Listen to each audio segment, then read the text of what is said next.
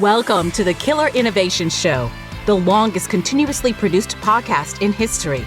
Each week, Phil McKinney brings you the insights and strategies to amplify your creativity and innovation skills. Here's your host, Phil McKinney.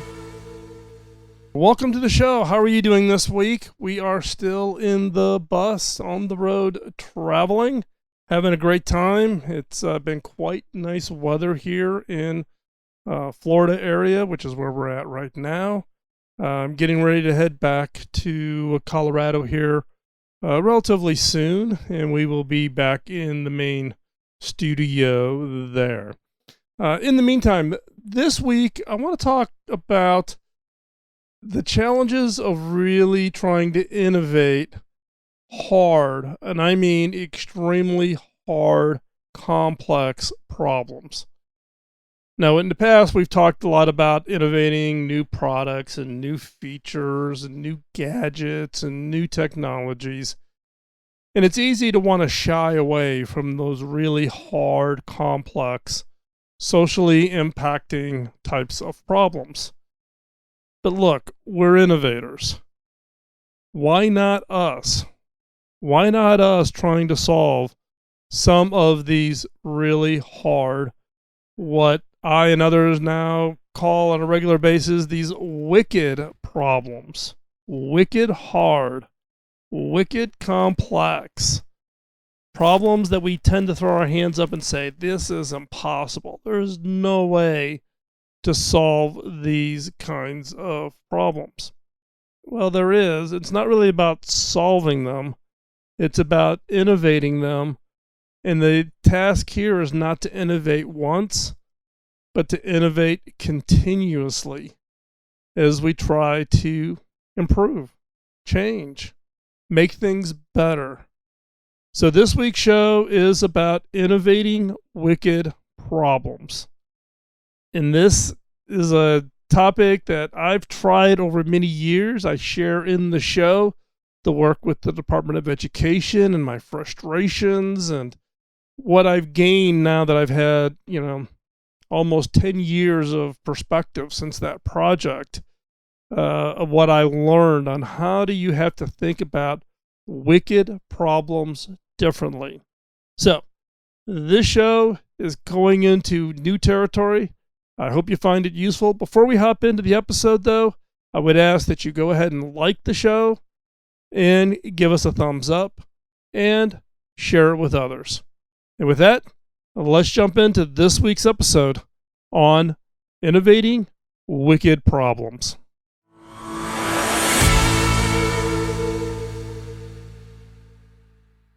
Wicked problems are those problems that are extremely difficult or impossible to solve. The role of an innovator is to solve problems. Wicked problems are a completely different category. The best personal example I can give you is my project that I did with the Department of Education. I wrote about it in my book, Beyond the Obvious. This was a project to try to innovate K through 12, kindergarten through 12th grade education in the United States. And this was to run a series of workshops in order to transform education. And I tell people post that project that if I ever think about doing a project like that again, just shoot me. It was an extremely, extremely frustrating project.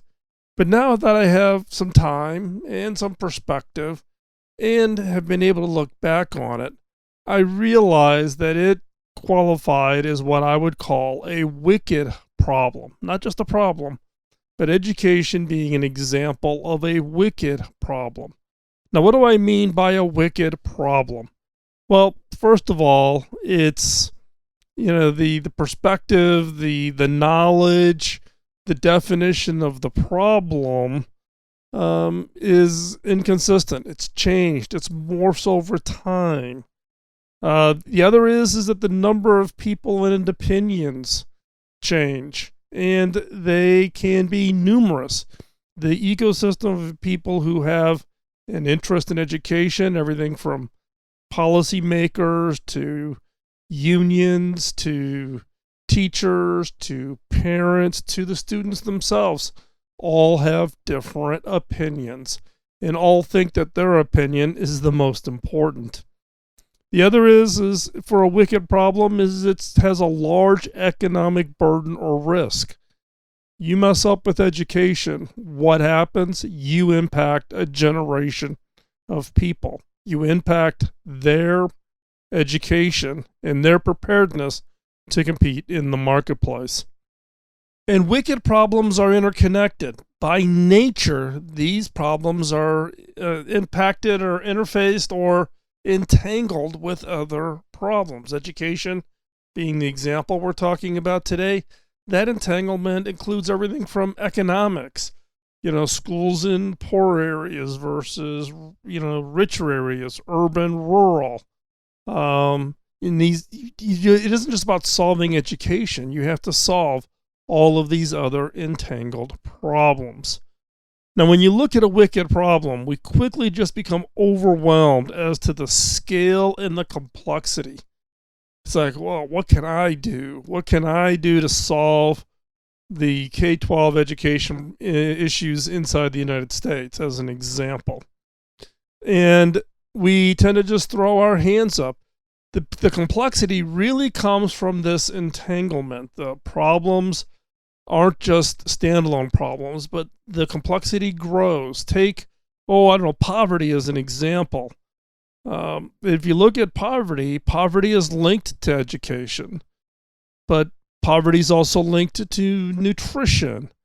The economy problem, the economic growth, the economic disparity has an impact on nutrition, and so on, and so on, and so on. So if you want to pick a problem just of education or just poverty, they're not standalone problems. It's this complexity, this entanglement that tends to overwhelm the best of us from how do we solve it.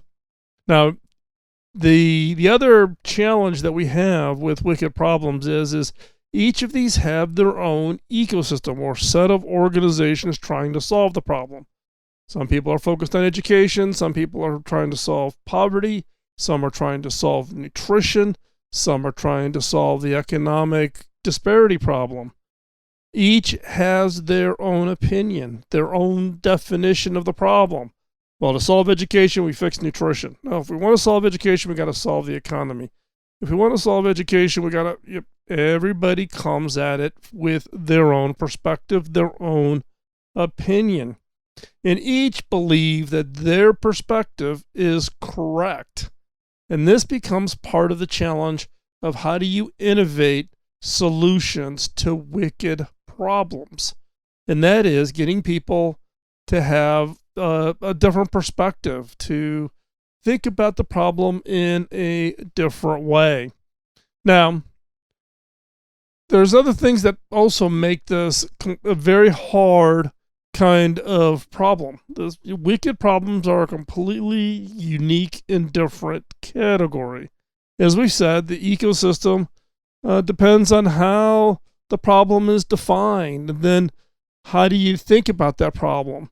How you would define the education problem will be different than how I define the education problem. The stakeholders having radically different worldviews, and they frame the problem differently. The constraints that the problem is subject to, so the constraints of budget and laws and regulations and union contracts, and you go on and on and on and on. The constraints that they're subject to, and also what are the resources? Are there the resources available? Dollars, time, commitment to make it happen. So these constraints and the resources also change over time, and they have an impact on can you solve a wicked problem. And let's fundamentally understand and agree on one thing. Wicked problems are never fully solved. They don't go away. The education problems that we have today are just different than the education problems that we had, when I was in grade school in the 60s, or my parents were in their grade school, or my grandparents, or my great-grandparents. The problems are never solved definitively. Now, it changes with actions. So as you try something, you solve poverty, you solve nutrition, and it has an impact on education. That just doesn't solve the whole education problem, but those actions have some form of impact, and now the problem's different. The education problem is different. So wicked problems don't go away. That's another big part of the frustration. Hugely complex, hard to do, lots of opinions, and they just never end. So, in my opinion, the keys to success in even thinking about how to solve or how to innovate solutions to wicked problems is two things. One is multidisciplinary collaboration. It isn't just about having an expert in one field, it's having an expert in a variety of fields. If you want to solve education, you need nutritionists, you need economists, you need educators, you need parents, you need social behaviorists, you need multidisciplinary collaboration to a scale that most people don't think about. And the second part to innovating solutions to wicked problems is perseverance, endurance, grit, whatever term you want to use with it. That is what is going to be required, because this is never done. You take a step, you have some impact, you take another step, you have some more impact, and you keep going. There are a few strategies to tackling wicked problems. Those strategies include, one is an authoritative strategy. What do I mean by that? Basically, you vest responsibility into the hands of a few people. You basically say, this individual or this small group of people get to make the decision. Everybody else lives with the decision that they come up with. Now, this reduction of number of people simplifies the complexity problem, but the con also is that the decision makers may not take into account the perspectives from some of the other areas of the problem. If you're going to solve education, maybe they don't think about nutrition, or maybe they don't think about the economics issues, etc. So authoritative is one strategy to go after and really tackle these wicked problems. Second strategy for tackling wicked problems is competitive. Use a competitive strategy. Pit opposing points of view against each other. Create a competition. Encourage aggressiveness, encourage trying to prove themselves right. Now, the advantage is you get a lot of different solutions are presented, and you get a chance to pick the best ideas. The con is this creates a confrontational environment, which reduces knowledge sharing. Now remember, I talked about before, one of the key approaches to solving this is what? And that is broad, multidisciplinary collaboration. You have to have people with a variety of background. You have to collaborate.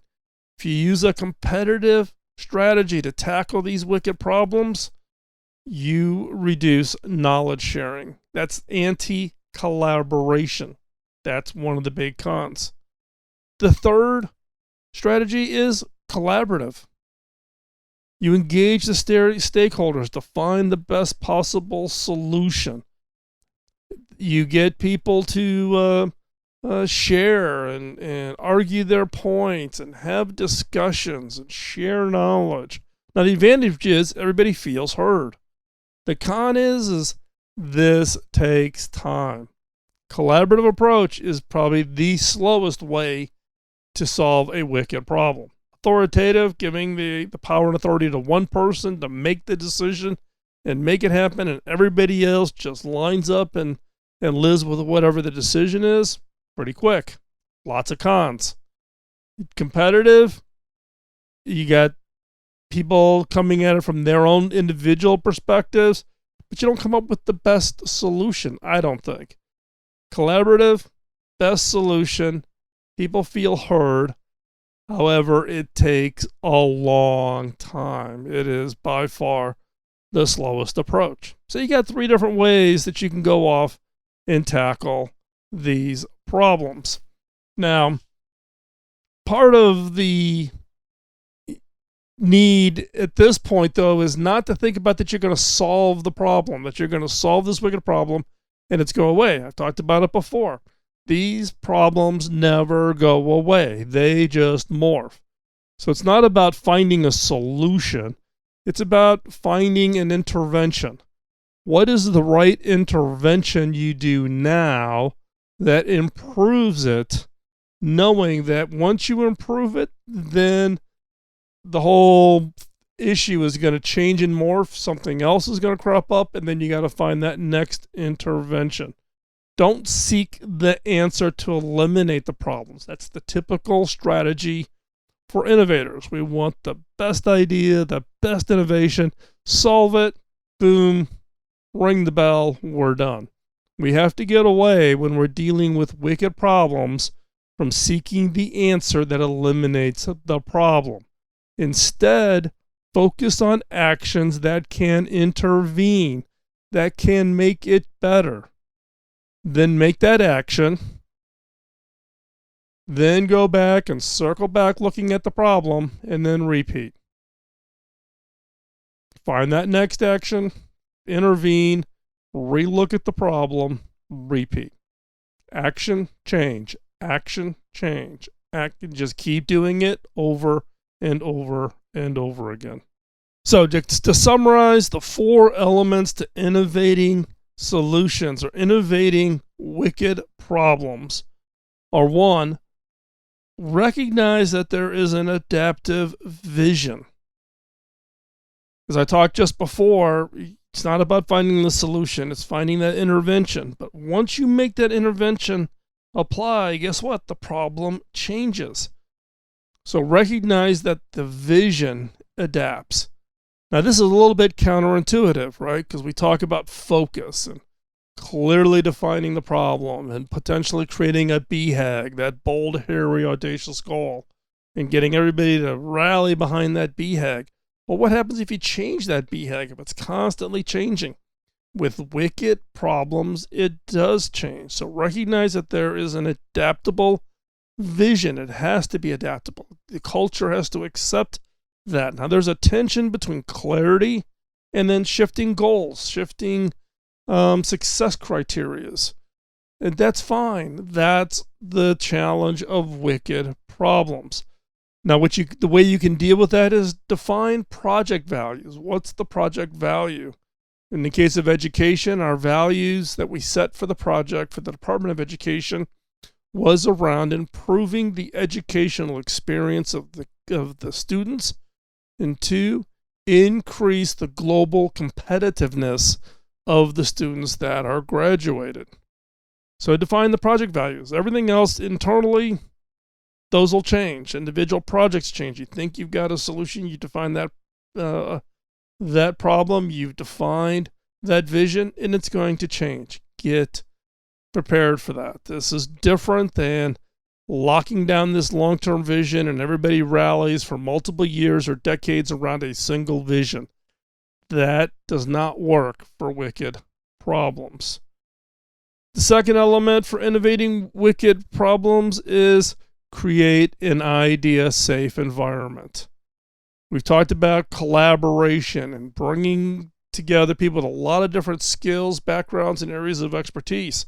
You need to create an idea-safe environment. You need to acknowledge people's ideas and contributions. You need to experiment. You need to take those ideas and try them and see if they work and see if they have, some form of impact. And you need to encourage social bonding. You need to remind people of what we're trying to achieve, improve the educational experience of children, and to create global competitiveness of the students that graduate. And so with that, bringing people back to the project vision, it has a huge impact from the standpoint of that becoming kind of the cornerstone, the anchor for all of the discussions. Number 3 is enable knowledge sharing. Get people to open up, share their areas of expertise. One of the challenges of wicked problems is empathy. We come at it with our perspective, our opinions, our political biases, our educational biases. We look for confirmation biases, right? Knowledge sharing, getting other experts in the room that have a different perspective and a different opinion and come with a different history. And so we need to encourage that. We need to frame the differences of the people that are involved in a wicked problem as strengths, not weaknesses. The strength is the diversity of people, the diversity of the opinions, the diversity of the ideas to solve these wicked problems. And one way to do this, and I found this to be the easiest way, is to force face-to-face interaction. Now, face-to-face doesn't always need to mean you got to be in the same room, but it's a lot more engaging and less enticing for people to kind of shut down and play passive-aggressive if they have to interact face-to-face by video conferencing using Zoom or other tools, or even on a phone call or face-to-face. Email, Slack messages, those things just don't create the collaboration, that interaction, that ability to hear and see and feel the emotions, the passion for an idea or an opinion. And so you need to enable this knowledge sharing. And the way to do that is recognize the differences of our strength to solving this wicked problem. And I do it the way I've done it in the past, is that force this face-to-face interaction. Build that social capital amongst everybody that is on the team. And number 4 is recognizing that execution is learning. Avoid the blueprint approach. Don't try to come up with a huge project with a Gantt chart and a bunch of timelines and say, we're going to execute this and that will be kind of how we achieve success. Not going to happen. Wicked problems don't work that way. You're going to take one step. You're going to take one action. As soon as you take that action, you've already changed the problem. Now you got to go back and redefine the problem. I mean, you take that next action, you've changed the problem again. So this is about testing and learning, testing and adapting, testing and reframing the entire problem space over again to find that next action to take that action and go back and redefine. And it's about arguable changes. As if you think about execution is learning. You try something, you learn, you adapt, you execute, you learn from that, you change. The change is not just thrashing, but it's what I would call arguable changes. Changes that have some basis, have some data or some belief that people can understand and get their arms around. So changes can be changing the vision. It could be changing the entire objective of the project. It could be changing the entire approach. Be willing to change everything when it comes to these wicked problems. Now, I've had a lot of experience over the years in a lot of different kinds of wicked problems. The one I've been talking about today most prevalently is the Department of Education. You can go over to beyondtheobvious.com. You can just search for Department of Education. The entire chapter of that from the book is available online, so you can go over and get that, or you can buy the book and read all of it about in the book.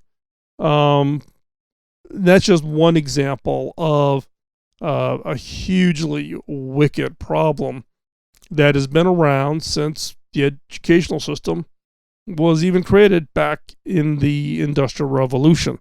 The key characteristics of wicked problems, though, is they are unlike any other problems you innovate. As an innovator, you are trying to solve a problem. Solve it. Solve it once. Solve it with the best idea. Solve it with an idea better than your competitors such that you win. With wicked problems, it's not about solving them. It's about impacting them and recognizing that that impact and that effort will just require to be done again and again and again. It requires, solving wicked problems requires being extremely uncomfortable. When I started the Department of Education project, I was very uncomfortable. Not an area of expertise for me. Not an area of knowledge for me. And in fact, the U.S. Department of Education never bothered to ask, but in the case of my own children, my wife and I homeschooled them from the time they were 4 years old until their first day in college. They were taught at home. So my kids never went to public or private school. We taught them, at home. Now, I went to public school as a kid. My mom was on the school board, and for a time, my mom was president of the school board. So I had that as a perspective, but as a parent, I did not have the empathy of what parents were going through in the U.S. educational model. And so I was uncomfortable. I was extremely uncomfortable. But making me uncomfortable required that I had to go out and talk to parents and hear from them and hear what was going on and hear what their current experiences were and what their frustrations were. Which leads into then what I would call solving or innovating wicked problems requires empathy for all stakeholders. You can't go in just with, I've got the problem. I've got the problem for, the economy or education or, global warming. I've got the answer. So everybody just do what I tell you to do, and that solves the. No, wicked problems is you have to have empathy. Even if you have to have empathy for the ideas you do not agree with, because you are not going to get collaboration just by getting people together who think like you. These are wicked problems. These are huge problems. You need that broader ecosystem. So it requires empathy for all stakeholders. And it requires perseverance. As wicked problems never fully go away, they just adapt and change. Which means if you are going to go after and innovate on a wicked problem, then be prepared that these problems will not be solved. They just adapt and changed, and that requires your skill and your perseverance to never stop and to keep innovating these kinds of wicked problems that we need solutions to today.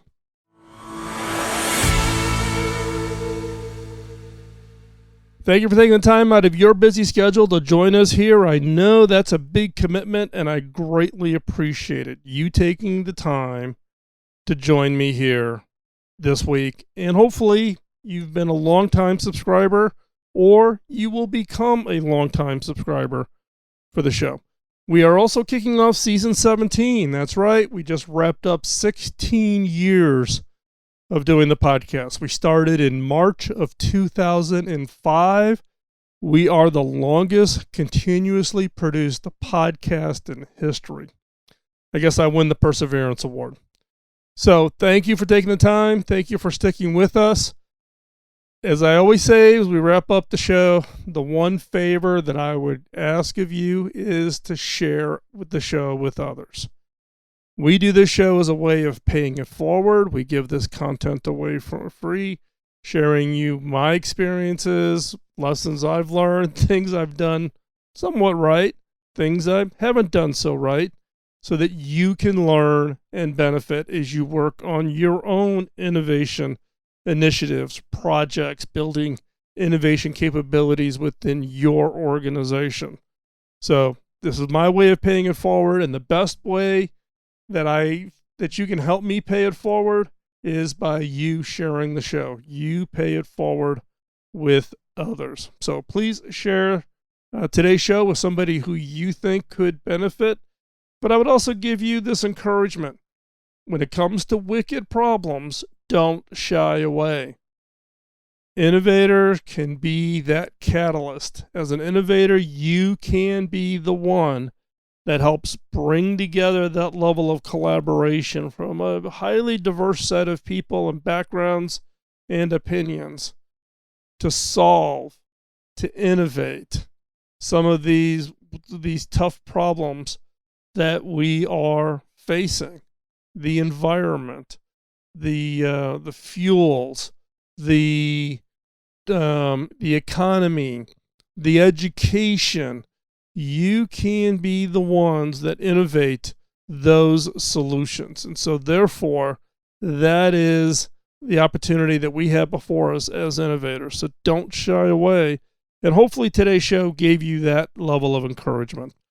If you're interested in learning more about myself, you can hop on over to the blog over at philmckinney.com. Show notes are over at killerinnovations.com, all the show notes, links, etc. I would also encourage you to go over to Killer Innovations and click the download button. You'll put your email address in, and you'll get an email with links to all kinds of download information, and that includes everything from product draft versions, prototypes of product introduction plans, to lean canvases for innovation, to how to run a brainstorming session, and all of that is for free. So go ahead, hop on over to killerinnovations.com, click the download button, and we will send that to you. And with that, again, thank you for taking the time and joining us here today. Go ahead and subscribe. Don't want to miss any of the future shows. And again, share it with others. And with that, we'll talk to you next week. Bye-bye. Podcasting nonstop since 2005, this has been the Killer Innovation Show on the Innovators Network.